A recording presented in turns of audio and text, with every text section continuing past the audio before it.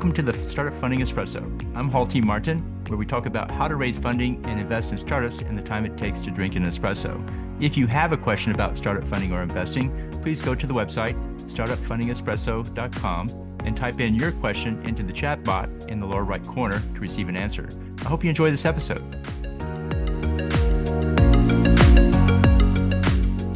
Hello, this is Hall T. Martin with the Startup Funding Espresso, your daily shot at startup funding and investing.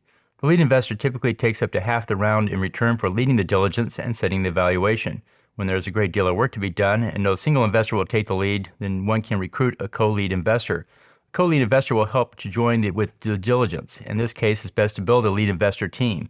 It's important to divide the diligence tasks among the members so everyone does their share of the work. Some consider the co-lead investor as lacking in interest or commitment, but with the amount of work to be done, it's not uncommon for investors to look for other ways to accomplish it. Startups can build lead investor teams to facilitate their funding round. Founders can pull several investors together into one group to perform the diligence and share the results. This often speeds up the funding process as investors look to others for feedback and experience. Consider building a lead investor team on your next fundraise. Thank you for joining us for the Startup Funding Espresso, where we help startups and investors connect for funding. Let's go start us into today.